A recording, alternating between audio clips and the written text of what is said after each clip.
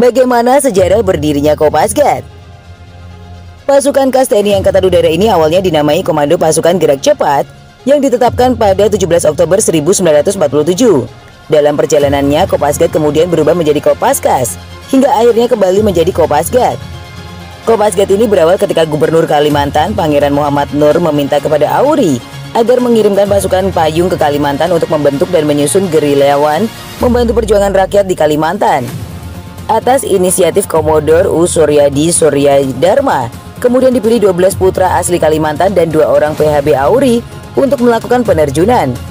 Pada 17 Oktober 1947, sebanyak 13 orang berhasil diterjunkan di Sambi, Kota Waringin Barat, Kalimantan Tengah. Mereka adalah Hari Hadi Sumantri, FM Soyoto, Iskandar, Ahmad Kosasi, Bahri, J. Bitak, Syekh William, Immanuel Nuhan, Amiruddin, Ali Akbar, M. Dahlan, J. Hadarius, dan Marawi. Mereka diterjunkan dari pesawat C-47 Dakota RI-002 yang diterbangkan oleh Bob Friedberg, berkebangsaan Amerika, sekaligus sebagai pemilik pesawat. Ini adalah operasi lintas udara pertama dalam sejarah Indonesia. Peristiwa penerjunan yang dilakukan oleh 13 prajurit Auri tersebut merupakan peristiwa yang menandai lahirnya Kopasgat. Kopasgat merupakan satuan tempur darat berkemampuan 3 matra, yaitu udara, laut, darat. Setiap prajurit Pasgat minimal harus memiliki kualifikasi para komando untuk dapat melaksanakan tugas secara profesional.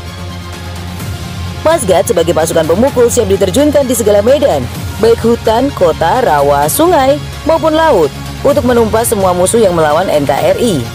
Paskas mempunyai ciri khas yang tidak dimiliki oleh pasukan khusus lainnya, yaitu operasi pembentukan dan pengoperasian pangkalan udara depan, yaitu merebut dan mempertahankan pangkalan, dan untuk selanjutnya menyiapkan pendaratan pesawat dan penerjunan pasukan kawan. Dibekali dengan kemampuan komplit, Pasgat muncul menjadi satuan elit yang tangguh. Pasgat dengan baret jingganya menjadi andalan dalam sejumlah operasi khusus. Warna baret jingga sendiri terinspirasi dari cahaya jingga saat fajar di daerah Margahayu, Kabupaten Bandung, Jawa Barat.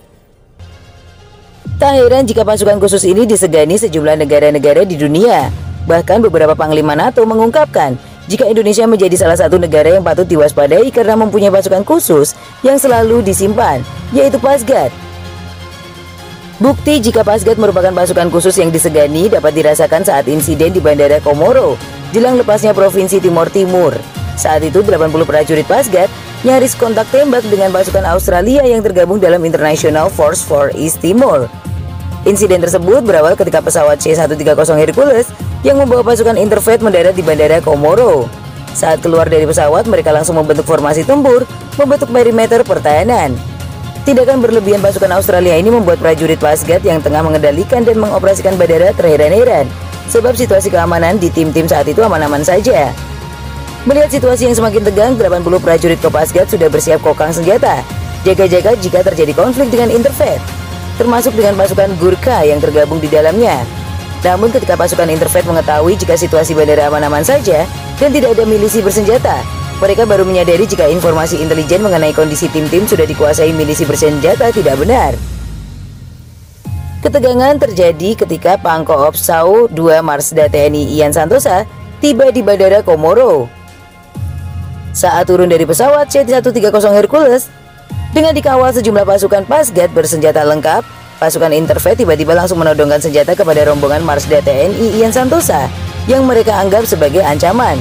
Padahal sejatinya Marsda TNI Ian Santosa datang untuk berkoordinasi dengan Komandan Interfleet Maijen Peter Cosgrove.